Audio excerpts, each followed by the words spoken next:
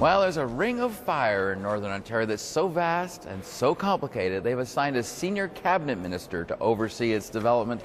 That would be Treasury Board President Tony Clement. He joins me here live. You're in the line of fire on this one. First of all, tell me what the Ring of Fire is. I'm not sure everyone knows. Ring of Fire is just a term that's used by the original promoter of the area, because he loved Johnny Cash, to represent a huge mineral find in northwestern Ontario, north and west of Thunder Bay.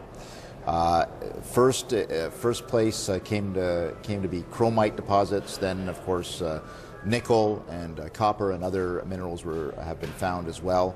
And basically what you're looking at is a whole new area of minerals extraction, mineral development in an area that has not had that in the past, in an area where they need more economic activity. But the scope of this is so large that it's really something of national importance. It's not just of local or regional importance. Okay, so right now it's dealt with a whole bunch of departments, I guess. It's all going to funnel through you now. Is that how it's going to work? I'm the federal lead on it, so I'm the chief herder of cats, if you will. There are 15 federal departments that either have regulatory or policy influence over this project. And so I think the Prime Minister quite right. He said, look, when you're dealing with $30 to $50 billion worth of economic activity just in the chromite deposits, this is of national importance. And what we want to do is make sure that we're coordinated. We coordinate with the provincial government, the Ontario government.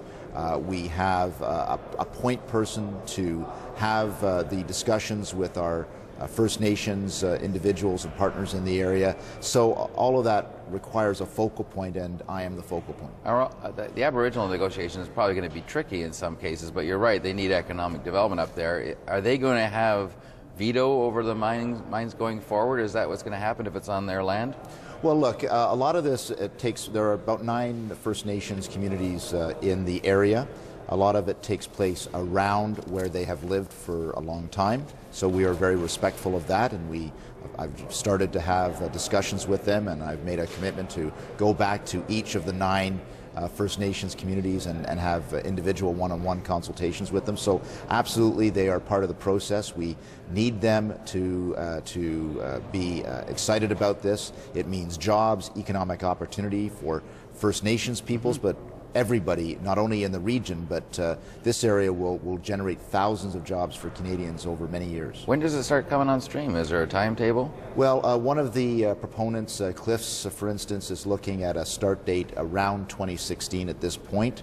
Of course, there's a lot of hoops that have to be jumped through before then, including environmental assessments and accommodation of that.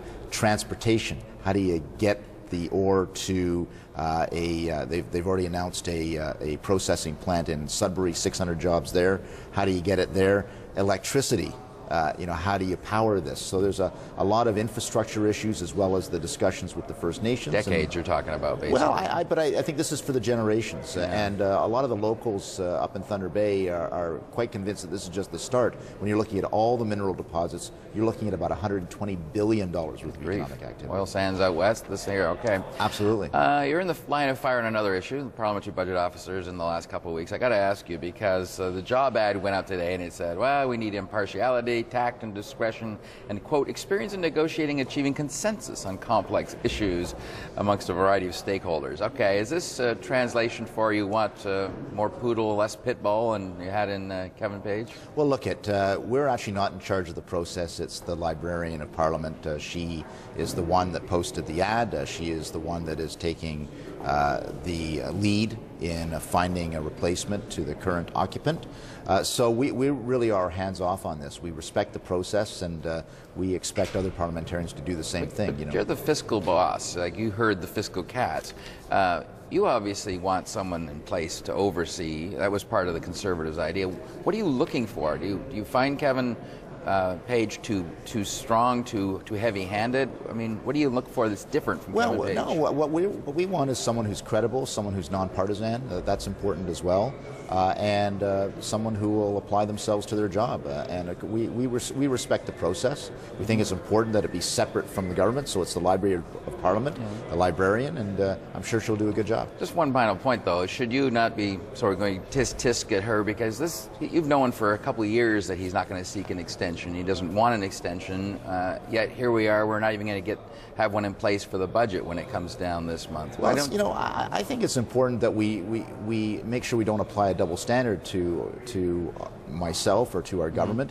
I'm sure there would be critics who would be the first to pounce on us if we started to involve ourselves in the process. We're respecting the process.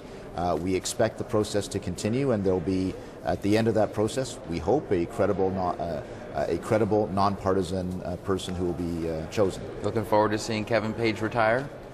I really have no comment on that. Didn't think you would. I've got to do my job. There's lots of ways that we report to Parliament, including the estimates and other ways, and we'll continue to do so. Tony Clement, Ring of Fire Minister, thanks for joining us. Appreciate that. Thank you.